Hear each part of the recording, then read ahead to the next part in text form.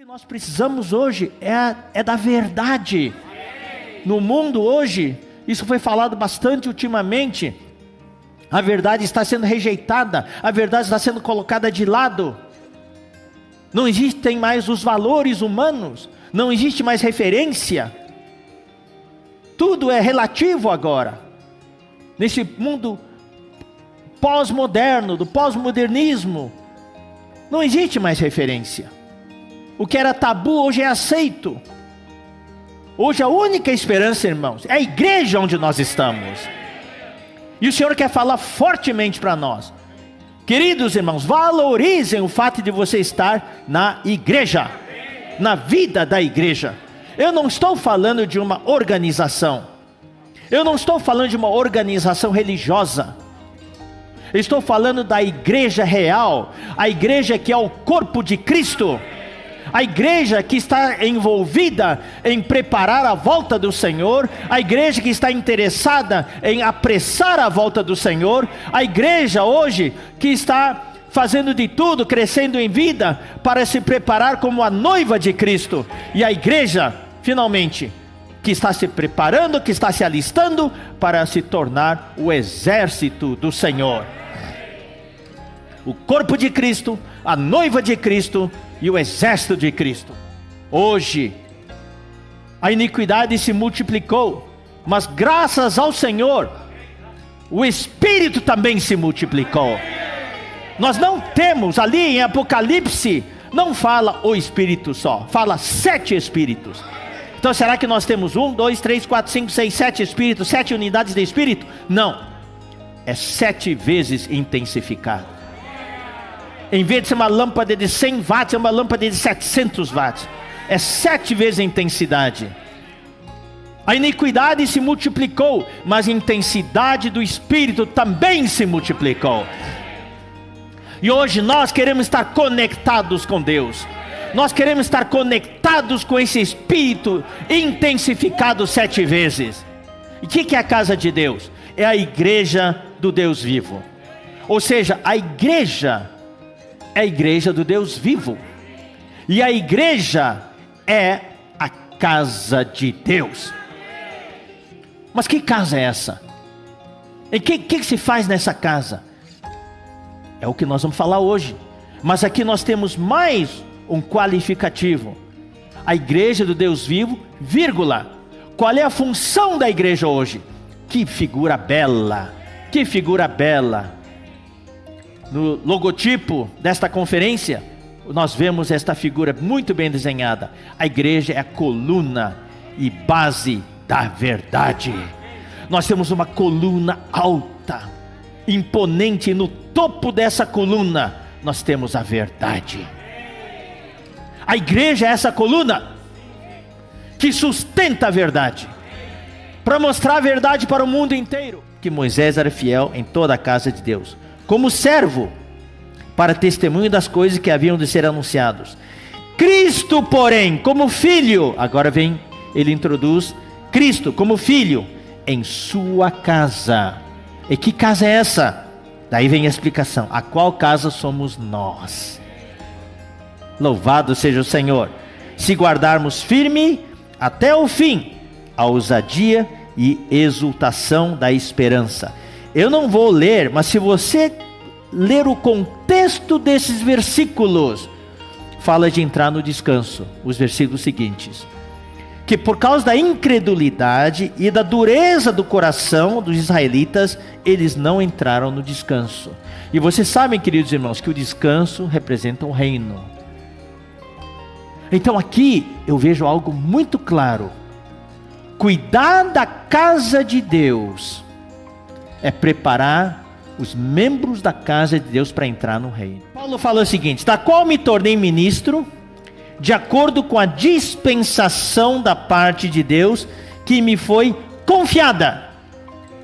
Essa dispensação, o ministério que Paulo recebeu, é algo que Deus lhe confiou, Deus lhe entregou, é a missão que ele tinha. Vocês me entenderam?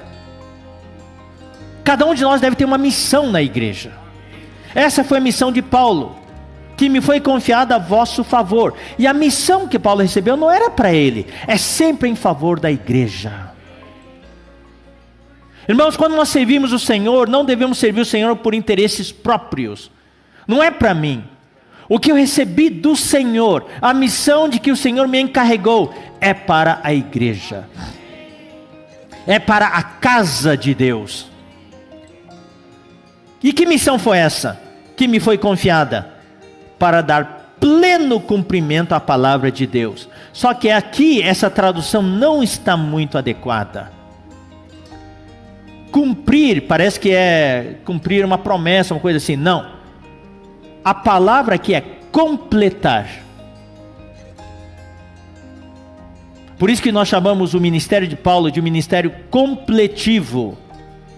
O que faltava, Paulo completou.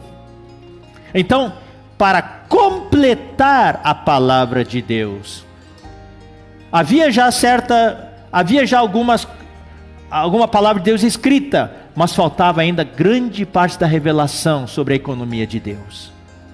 Então Deus levou Paulo a visitar, o terceiro céu, o Hades, tudo, o paraíso, para ele poder ter uma revelação completa, ele poder escrever. Então no começo ele se envolveu demais em visitar as igrejas e tudo, e daí Deus levantou situações para Paulo ser aprisionado, para ele poder cumprir o seu ministério epistolar, poder escrever as epístolas e completar a palavra de Deus. Hoje a palavra de Deus está completa, graças ao Senhor. Tudo isso, irmãos, são itens na casa de Deus.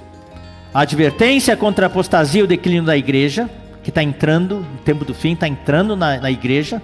Uma vida normal, cotidiana e nas reuniões na igreja. A administração da igreja, presbitério e diaconato. Procedimentos e orientações na igreja. A função da igreja e exortações pessoais. Um bom ministro de Cristo e um homem de Deus. Isso me faz lembrar, irmãos, Mateus capítulo 24, versículo 45. Ali fala, na nossa versão fala: quem é, pois, o servo fiel e prudente a quem o Senhor confiou os seus conservos para dar-lhes o sustento a seu tempo? Mas se você for olhar no grego, a palavra é casa também. Então se você ler na versão Almeida Revista e Corrigida, ou a King James atualizada, eu vou ler essas duas versões. Aqui na Almeida Revista e Corrigida fala: quem é, pois, o servo fiel e prudente que o Senhor constituiu sobre a sua casa para dar o sustento a seu tempo? E King James atualizada: sendo assim, quem é o servo fiel e sábio a quem o Senhor confiou os de sua casa para dar-lhes o alimento no seu devido tempo? Daí o versículo seguinte é encorajador. O versículo seguinte fala: bem-aventurado aquele servo a quem seu Senhor, quando vier, achar fazendo assim. Ou seja, irmãos, cuidar da casa de Deus tem tudo a ver com a vinda do Senhor.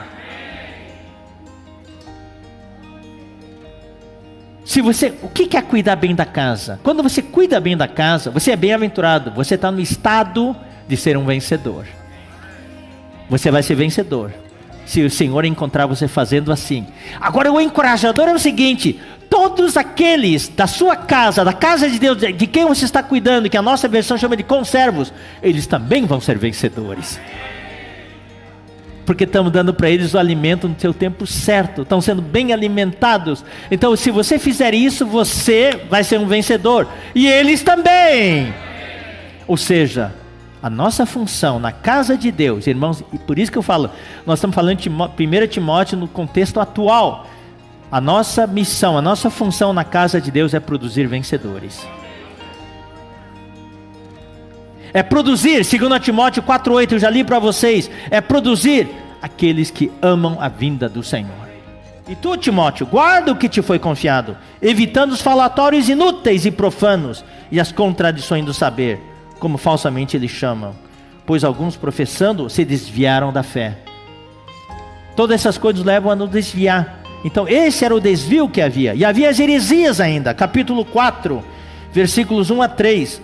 Tudo isso faz parte do primeiro item, a advertência de Paulo contra a apostasia e o declínio da igreja. Essas coisas, esses ensinamentos diferentes, são o que faz a igreja se desviar. Ora, o Espírito afirma expressamente que nos últimos tempos alguns apostatarão, se desviarão da fé, por obedecerem espíritos enganadores e ensinos de demônios, pela hipocrisia dos que falam mentiras e que têm cauterizada a própria consciência, que proíbem o casamento e exigem abstinência de alimentos que Deus criou para serem recebidos com ações de graças pelos fiéis e por quantos conhecem plenamente a verdade. Então entraram várias heresias, e hoje também já estão entrando heresias. Nós falamos numa das sextas-feiras à noite, estão querendo modernizar, atualizar a Bíblia, para que a homossexualidade seja algo aceito. Querem mudar os versículos para conter a realidade social do século 21, dizendo que a Bíblia está antiquada, a Bíblia esse aqui é do primeiros séculos, que não serve mais para os dias de hoje. Tudo isso aqui são heresias que estão entrando na igreja hoje. E eu vou dizer uma coisa, irmãos, esses ensinamentos e heresias, tome muito cuidado, irmãos. Nós somos os guardiões da verdade. A igreja é a coluna e a base da verdade.